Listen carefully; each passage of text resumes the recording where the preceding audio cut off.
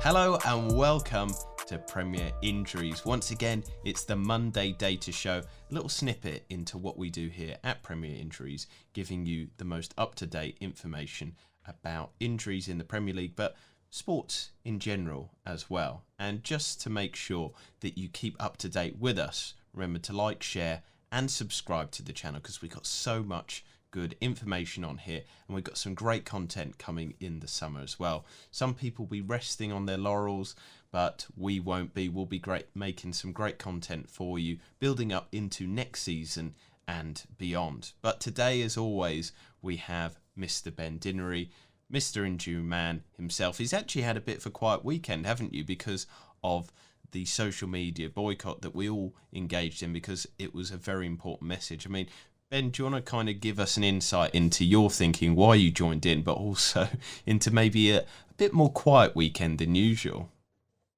Yeah, I mean, quite very strange. Not beholden to deadlines, not for scrutinizing every press conference and team news update to ensure that it's out there. Not looking at those players who are missing from the squads, and so in that respect, it's been quite nice. I'm not going to lie. I've quite enjoyed it. It's obviously fallen on a bank holiday Monday as well when we're recording today. So just it frees up so much time, and it just makes you realize how much of my life is spent in front of a screen on social media, whether it's posting and reading and catching up. And I understand, it is a big part of my job, but just to have this. It's a circuit breaker. It's Boris's circuit breaker, which is so it's quite nice. But in all seriousness, I think I'm only really active on Twitter, although I am involved in other social media platforms. And I think we're coming to a point now where action needs to be taken. I've been quite fortunate that. Yes, I have been on the end of the abuse. Some of it, I can take it all in my stride. It doesn't really bother me. I'm one of these people where, I tend not to overthink things. It's a block and then you move on. But maybe, if you're not strong, if you take on, these comments to heart, and some of them, like I say, are pretty nasty and vile, and then we've seen that there comes to a point it's almost at a tipping point, and this action needs to be taken. And although we're just and I'm just one small voice, I think collectively we can hopefully come together and maybe get the social media companies to maybe take a little bit of ownership. We hope to take something from it. Time will tell how effective this media blackout has been, but I think typically across the board it's been well received. It's been there's been a lot of not just the clubs and the players themselves, but the media outlets, the partners, the sponsors. They've all sort of bought in to this. So collectively, it's been absolutely huge. And no doubt, like I say, these social media companies, hopefully they'll know, and hopefully they'll stand up, and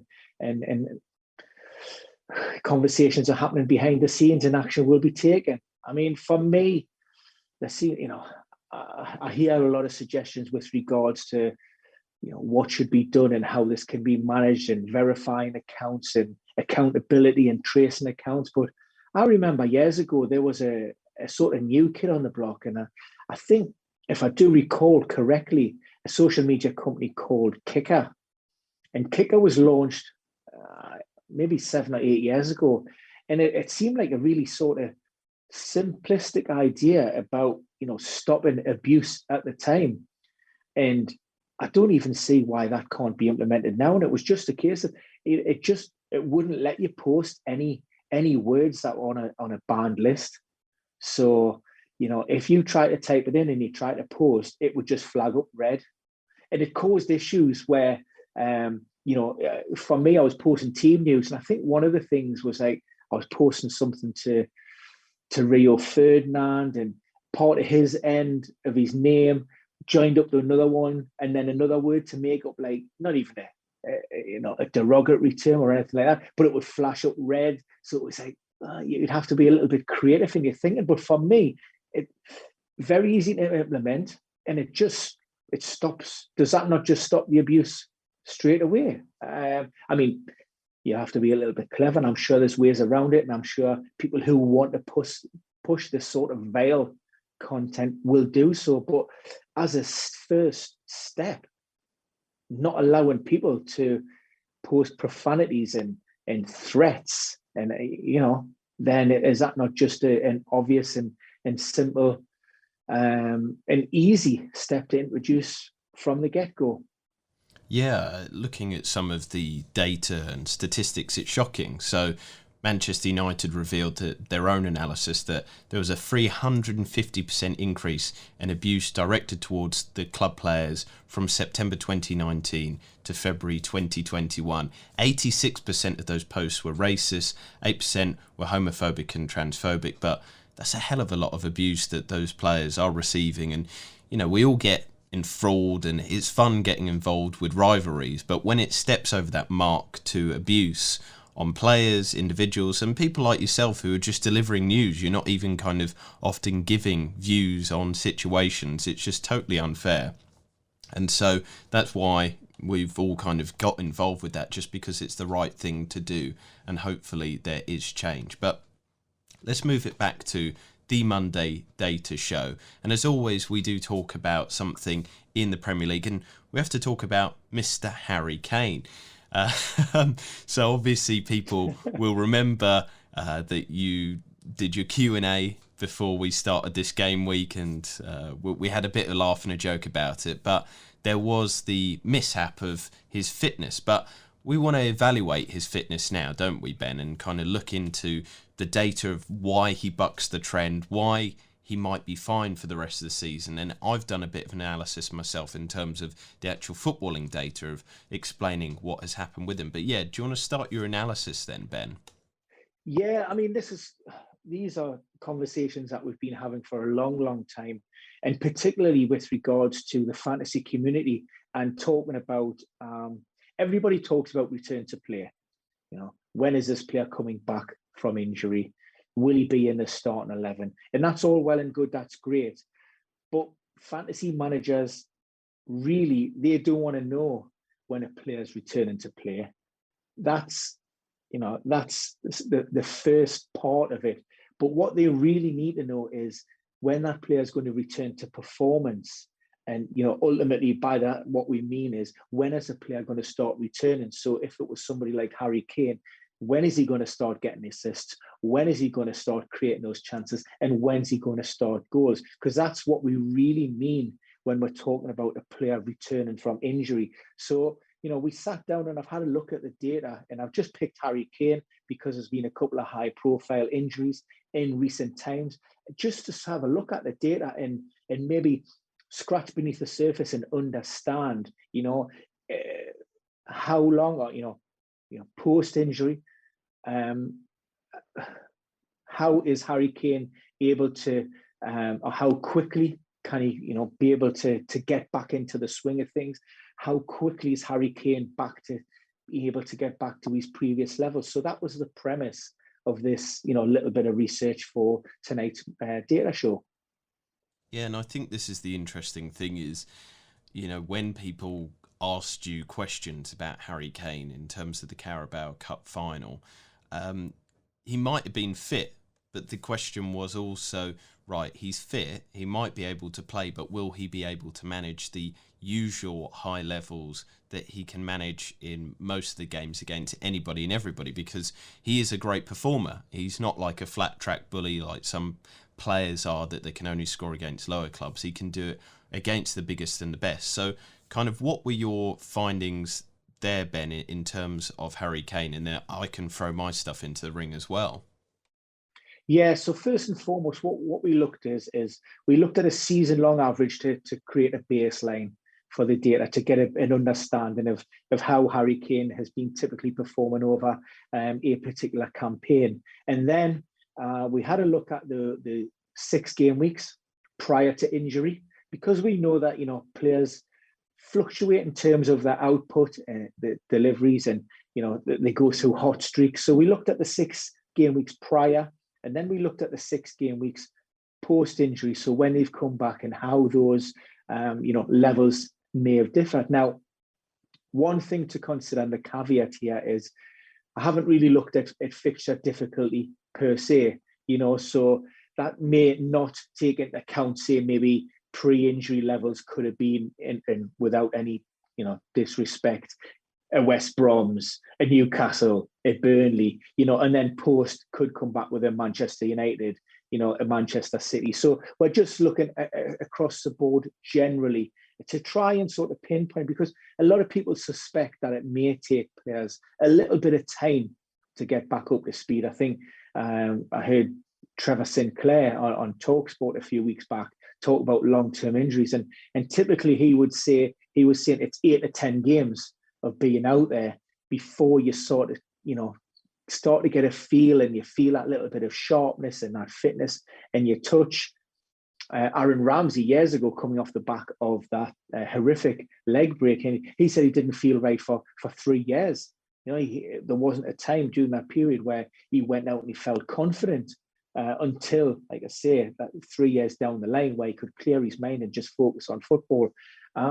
So we just wanted to look at the data in and around that. And it's, there's nothing earth-shattering and groundbreaking, but it's good to have a look at the numbers just to confirm maybe your suspicions, because what we see is, typically, or certainly over the last couple of seasons, we've seen Harry Kane outperform his XG first and foremost, and so that's been a consistent with Harry.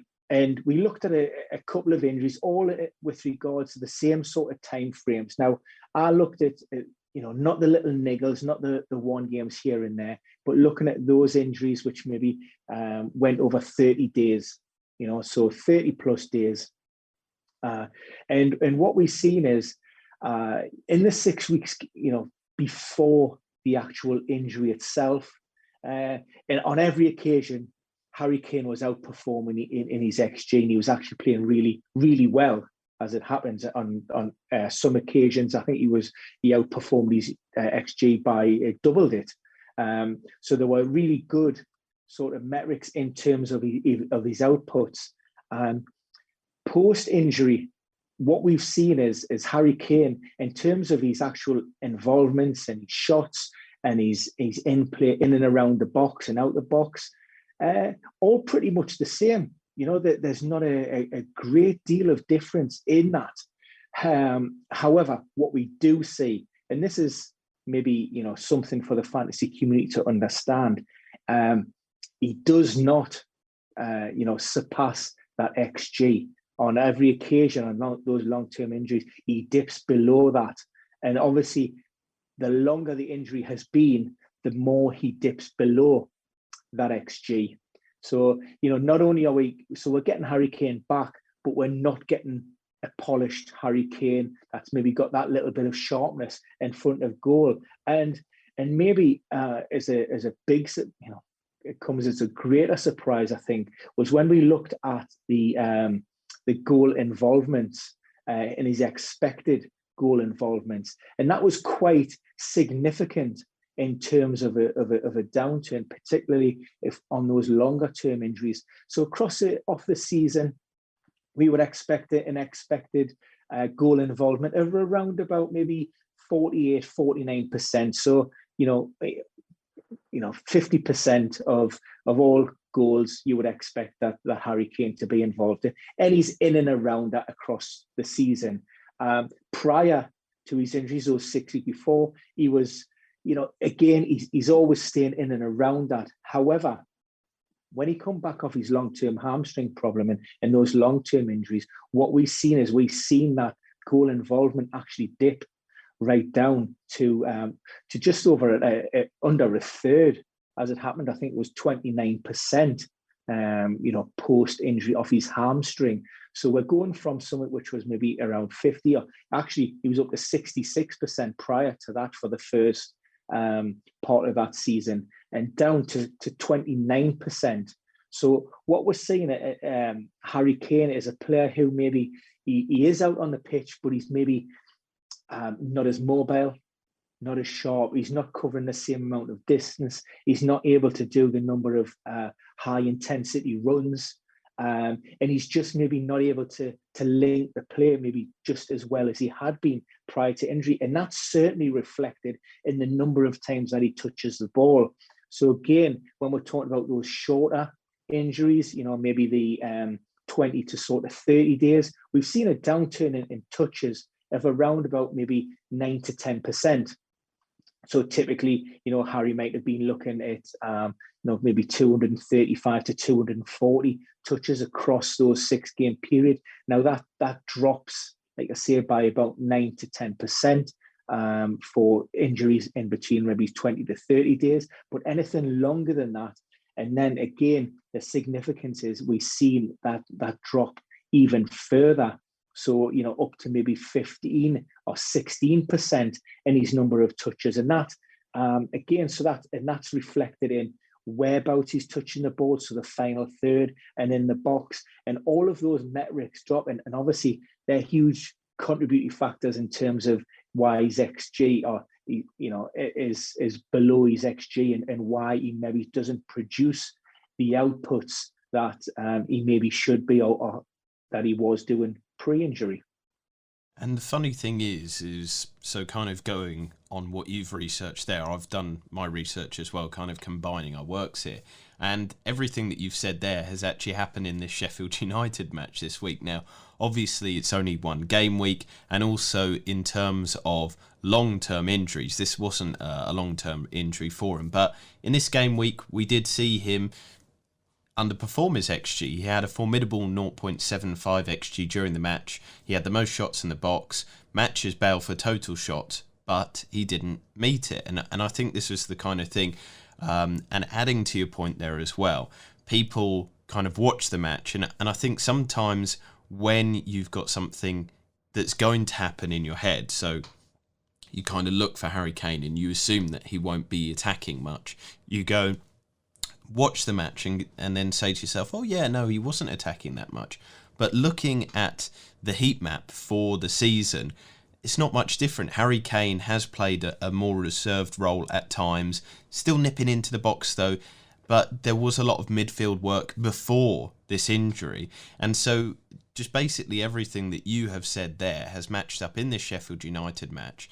So maybe bringing the discussion back to this injury, do you think that because it's been a short-term injury, that he'll be back to his levels much sooner than in the kind of situation that you looked at there, which was a long-term injury, and taking 6+ matches to get back? Would you say maybe 1, 2 or 3 more?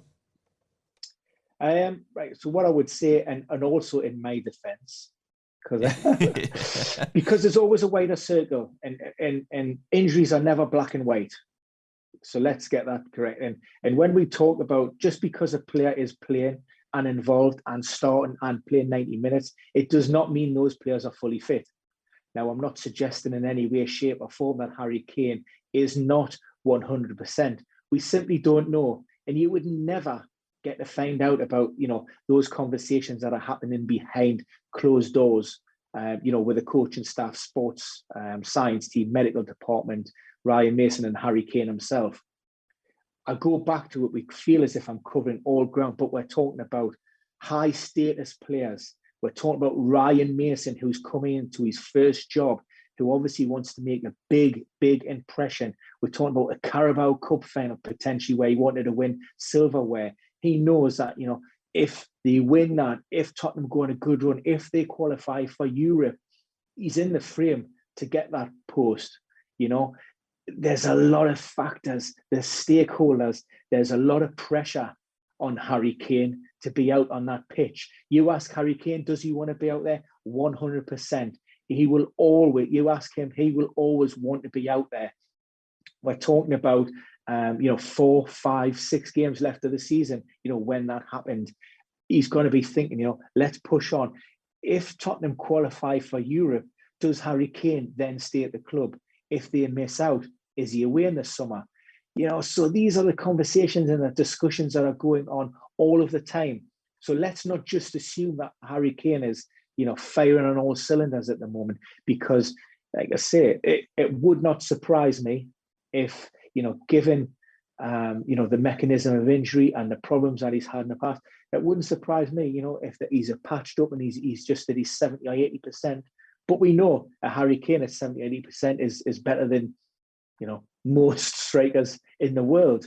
But like I say, that's the reality of the situation. And because we don't know what's happening on a day-to-day basis, and we don't know how the player is physically, it's difficult to turn around and say, well, the data would suggest that Harry Kane, should be back to peak form and peak fitness, and banging in the goals in by maybe game week 36 or 37, because literally, we don't know.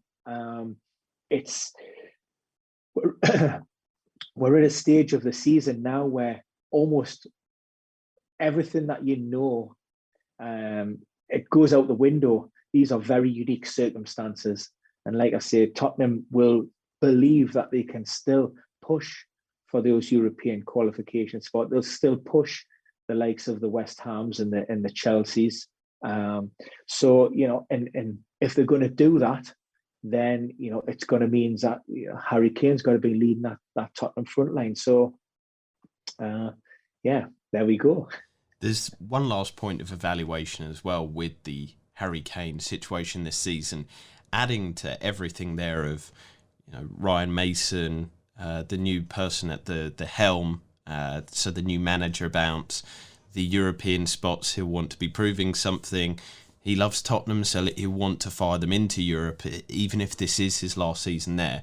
The last question, though, is on the Ryan Mason situation. The tactics of Tottenham have changed as well, and they look to be playing with the shackles off a little bit more. They seem to be attacking a lot more, really positive in many instances, and this has kind of been the story with Mourinho recently, is it's kind of negative, pragmatic football nullifying, whereas Ryan Mason seems to be going out and saying to the Tottenham lads, you're really good at this, you do that, and you can outplay the opponent. And so that's quite refreshing as well. So in that instance, maybe with Harry Kane's injury this time, he'll come back bouncing because of the new manager bounce, but new tactics as well. So I think that was a really good insight into Harry Kane, though, and it might be insightful for people if he is in the Premier League next year or if he's at a new club.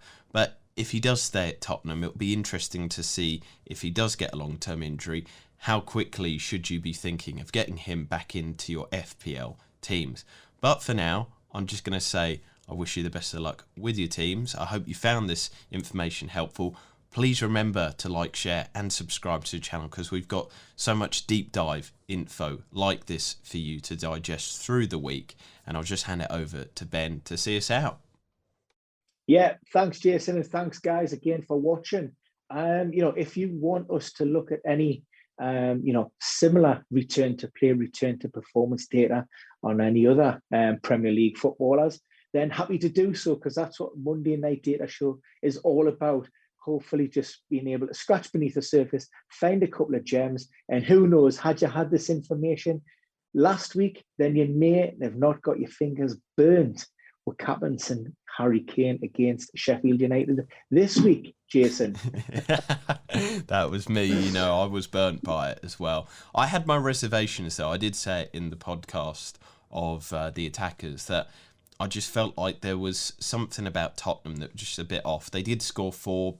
Gareth Bale was all involved with that. But yeah, it's a terrible situation. Hopefully we can prevent future burns. But yeah, goodbye from me as well.